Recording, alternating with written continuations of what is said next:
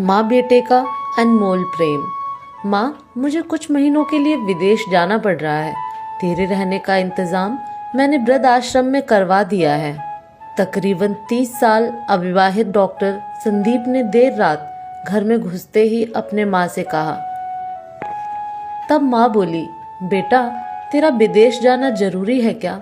माँ की आवाज़ में चिंता और घबराहट साफ झलक रही थी।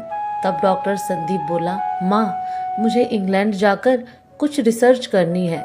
वैसे भी तो कुछ ही महीनों की बात है, फिर मैं आपको वापस घर ले आऊँगा। जैसी तेरी इच्छा बेटा, मरी सी आवाज़ में माँ ने कहा।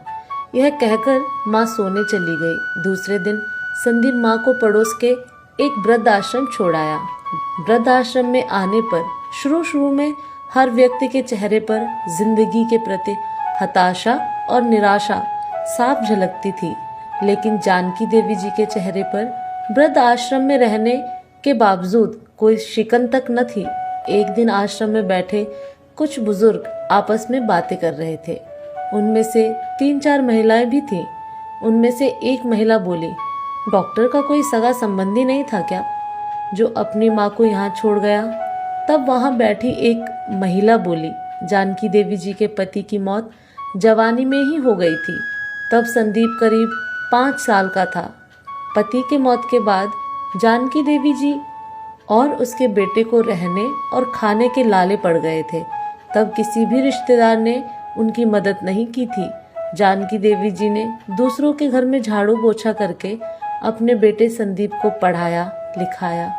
संदीप भी पढ़ने लिखने में बहुत होशियार था, तभी तो वह डॉक्टर बन गया। वृद्ध आश्रम में करीब 7 महीने गुजर जाने के बाद एक दिन जानकी देवी वृद्ध आश्रम के संचालक मुकेश शर्मा के ऑफिस के नंबर से अपने बेटे को फोन किया और कहा, संदीप, तुम इंडिया आ गए हो या फिर अभी भी इंग्लैंड में ही हो?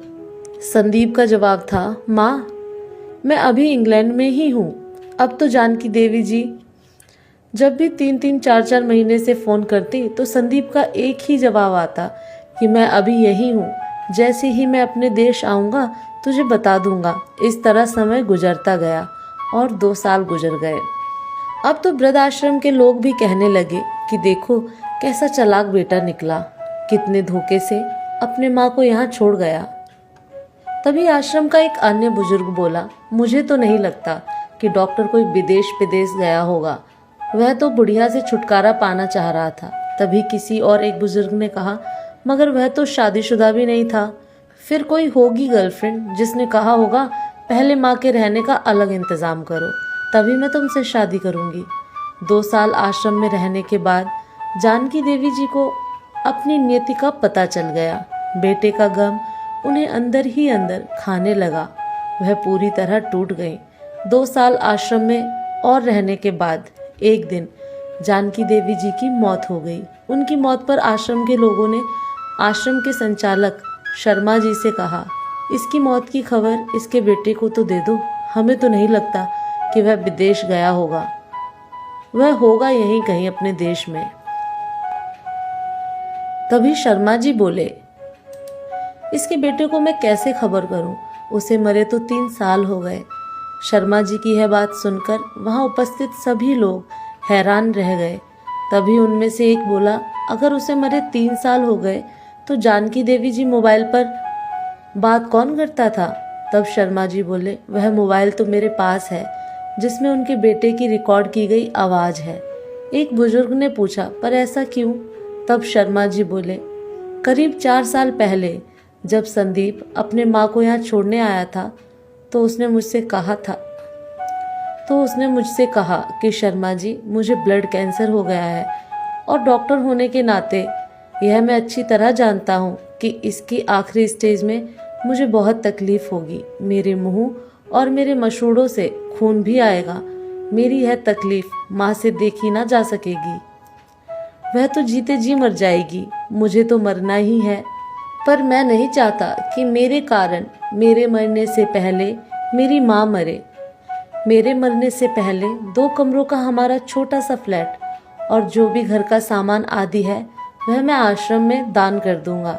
यह दास्तां सुन आश्रम के सभी लोगों की आंखें भी नम हो गईं। जानकी देवी जी का अंतिम संस्कार आश्रम में ही कर दिया गया।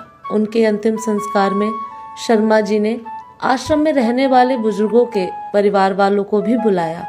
माँ बेटे के इस अनमोल प्यार और अटूट दास्तां का कुछ लोगों पर इतना असर हुआ कि कुछ बेटे अपने बूढ़े माँ बाप को वापस घर ले गए।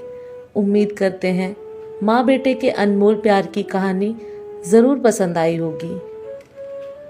अगर कहानी पसंद आई तो इसे अपने दोस्तों के साथ भी शेयर ज़रूर करिएगा।